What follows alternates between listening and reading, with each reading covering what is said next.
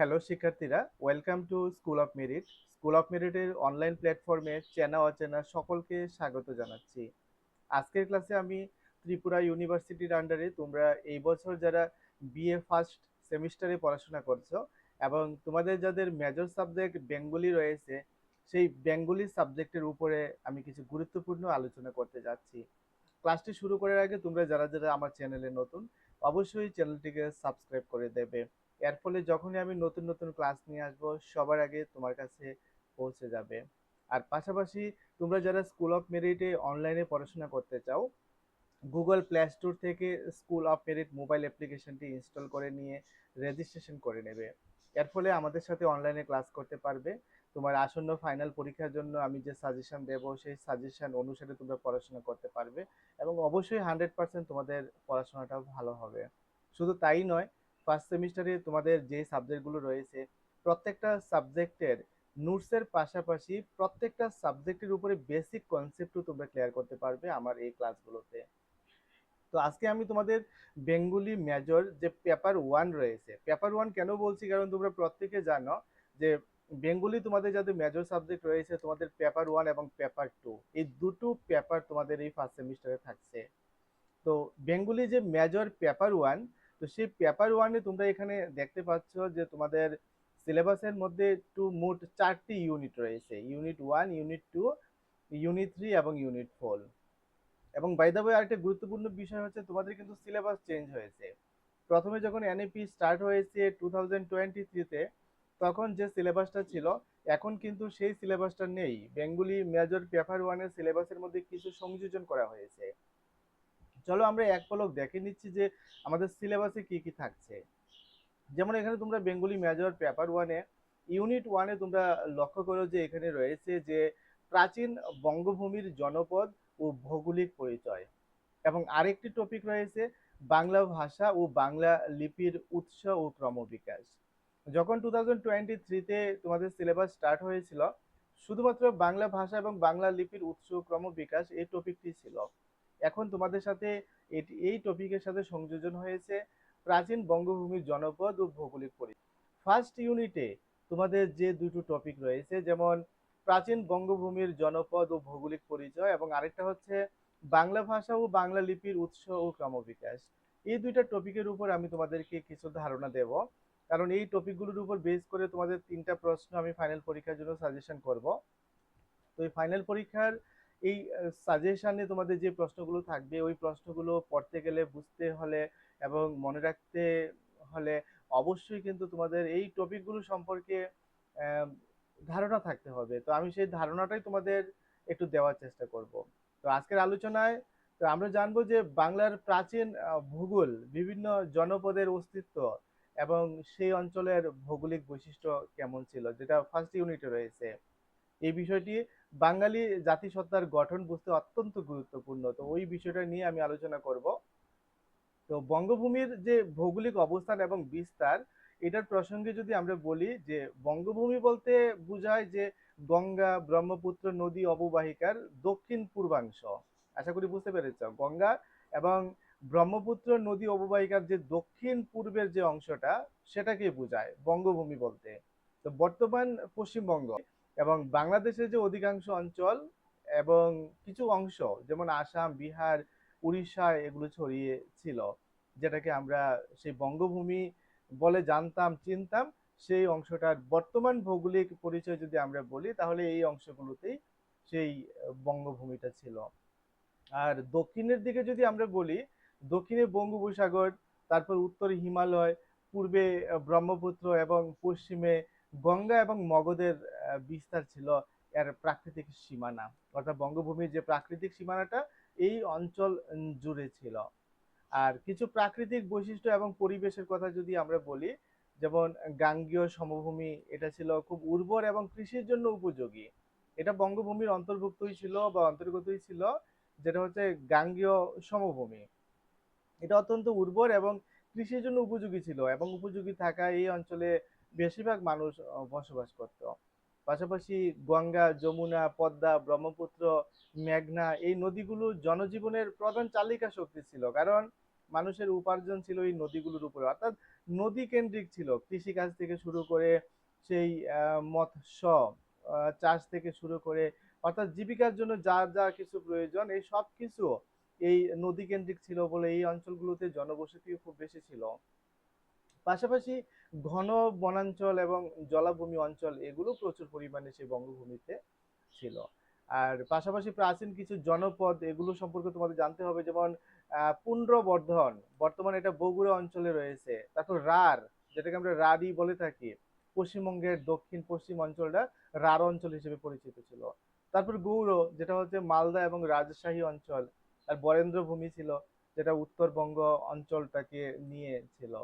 আর সমতল অঞ্চল ছিল যেমন ঢাকা এবং কুমিল্লা অঞ্চলটা। এই প্রতিটা জনপদের নিজস্ব শাসন ব্যবস্থা ও সাংস্কৃতিক বৈশিষ্ট্য ছিল। তো ঐতিহাসিক এবং সাহিত্যিক উৎস যদি আমরা খুঁজি যে এই প্রাচীন বঙ্গভূমির, তাহলে আমরা মহাভারতের কথা উল্লেখ করব, বৌদ্ধ গ্রন্থগুলোর নাম উল্লেখ করব, গ্রিক ইতিহাসের কথা বলবো, পাল এবং সেন শাসকদের যে বিভিন্ন শিলালিপিগুলো ছিল, তারপর চীনা পরিব্রাজক যারা এসেছিলেন, আমরা জানি হিউয়েন সাং এসেছিলেন। তো এইসব তথ্য থেকে এই বঙ্গভূমি সম্পর্কে জানা যায়, এগুলো ঐতিহাসিক উৎস হিসেবে কাজ করে। তো এখন তোমাদের মনে প্রশ্ন জাগতে পারে যে যে স্যার গৌড় রাজ্যের রাজধানী কি ছিল, যে গৌড়ের কথা বললেন, এটা খুব ইম্পর্টেন্ট একটা বিষয়।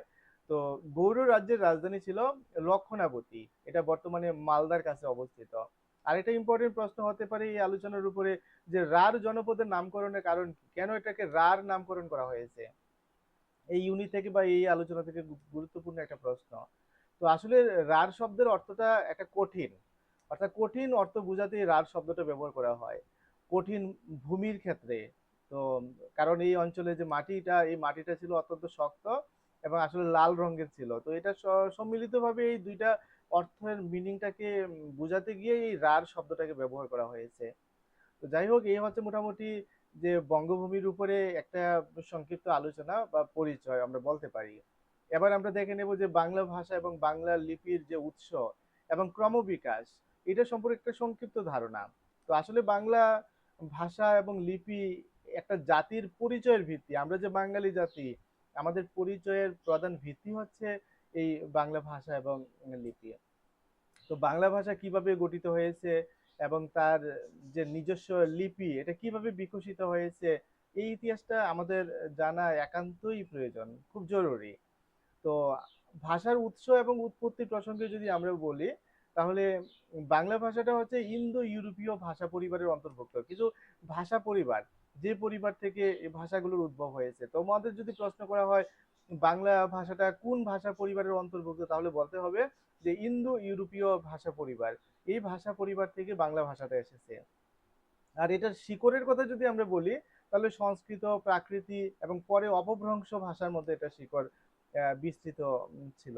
বিশেষভাবে সংস্কৃত এবং প্রাকৃতের মধ্যে প্রাকৃত যে ভাষা এবং অপভ্রংশ ভাষার কথা তো আমরা বলতে পারি, এই ভাষাগুলো পর্যন্ত এই বাংলা ভাষার শিকড় বিস্তৃত। তো প্রাকৃত এবং যে অপভ্রংশের প্রভাব এটা রয়েছে বাংলা ভাষার উপরে। মাগধী প্রাকৃত ছিল পূর্ব ভারতের প্রধান কথ্য ভাষা। পূর্ব ভারতে মানুষ এই মাগধী প্রাকৃত ভাষাতেই কথা বলতো। তারপর প্রাকৃত থেকে অপভ্রংশ ভাষা, অপভ্রংশ থেকে অবহট্ট, তারপরে বাংলা ভাষা, এইভাবে বিবর্তনটা হয়েছে বাংলা ভাষার। তো এটা তোমাদের মনে রাখতে হবে, সর্বপ্রথম প্রাকৃত ভাষা, তো প্রাকৃত ভাষা থেকে অপভ্রংশ, সেই অপভ্রংশ থেকে আহ অবহট্ট, তো এইভাবে কিন্তু ক্রমান্বয়ে বাংলা ভাষাটার বিবর্তন হয়েছে। তো এই পরিবর্তন ধীরে ধীরে বাংলা ভাষার গঠন তৈরি করে। পাশাপাশি চর্যাপদ এবং প্রাচীন বাংলা কথা আমরা উল্লেখ করতে পারি, যে অষ্টম থেকে দ্বাদশ শতকে এই চর্যাপদ রচিত হয়, যেটা বাংলা ভাষার একটা প্রাচীনতম নিদর্শন হিসেবে ধরা হয়। এই চর্যাপদের উপর খুব গুরুত্বপূর্ণ প্রশ্ন রয়েছে তোমাদের সিলেবাসে, এবং এই চর্যাপদের উপর তোমাদের অবশ্যই স্টাডি করতে হবে। তো পদগুলো কি, এগুলো সাধারণত গান হিসাবে এগুলো রচিত হয়েছিল।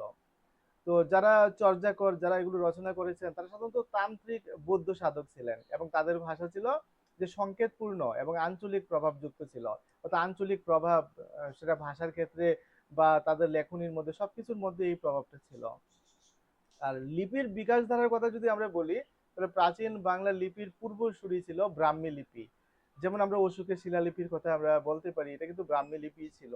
পরে তা সিদ্ধ মাতৃকা, তারপর গৌড়ীয় লিপি, এগুলোর মাধ্যমে এগুলো বিবর্তিত হয়েছে, বর্তমানে বাংলা লিপিতে এটা রূপ নেয়। তো সর্বপ্রথম মনে রাখবে ব্রাহ্মী লিপি, ব্রাহ্মী লিপি থেকে সিদ্ধ মাতৃকা, তারপর গৌড়ীয় লিপি এবং সবশেষে বর্তমান বাংলা লিপি যেটার আবির্ভাবটা হয়েছে। বিদেশি ভাষার প্রভাব রয়েছে, যেমন মুসলিম শাসনকালে ফার্সি এবং আরবি শব্দ এগুলো বাংলা ভাষায় প্রবেশ করে। তো ইংরেজ শাসনকালে ইংরেজি শব্দও কিন্তু প্রচুর পরিমাণে যোগ হয় এই বাংলা ভাষার মধ্যে। আমরা কথায় কথায় কিন্তু ইংরেজি ভাষাগুলো এখনো বলে থাকি, ফলে বাংলা হয়ে ওঠে এক বহুবর্ণ ভাষা, এটার মধ্যে একটা মিশ্রণ তৈরি হয়ে যায়। তো এখন এই আলোচনা থেকে একটা প্রশ্ন হতে পারে যে চর্যাপদের কবিদের ভাষাটা কিরকম ছিল। তো চর্যাপদের কবিরা যারা লিখতেন তাদের ভাষা আধা সংস্কৃত, আধা অপভ্রংশ এবং তান্ত্রিক সংকেতযুক্ত ছিল। তাই বুঝতে কিছুটা কঠিন হলেও কিন্তু তার মধ্যে একটা প্রাচীন বাংলার ছাপ পাওয়া যায়।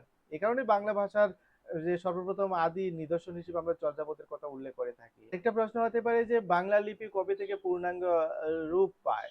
তো এটার উত্তরে আমরা বলবো যে দ্বাদশ থেকে 1300 শতকে এই বাংলা লিপি গৌড়ীয় লিপির ভিত্তিতে এটা পূর্ণাঙ্গ রূপ নিতে থাকে। তো এই আলোচনার মাধ্যমে মোটামুটি আমরা এইটাই বুঝতে পারলাম যে বাংলার যে জনপদ এবং ভাষা একটা প্রাচীন এবং ঐতিহ্যময় পথ কিন্তু অতিক্রম করে এসেছে।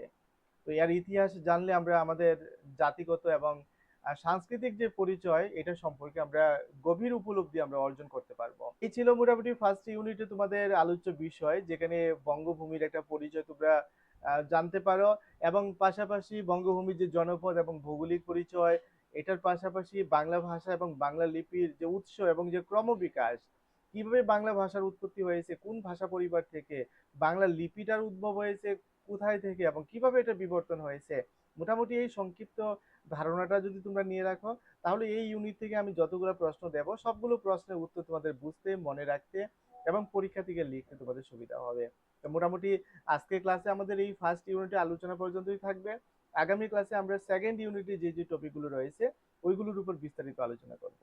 তো প্রত্যেকে ভালো থাকবে, সুস্থ থাকবে, দেখা হবে আগামী ক্লাসে।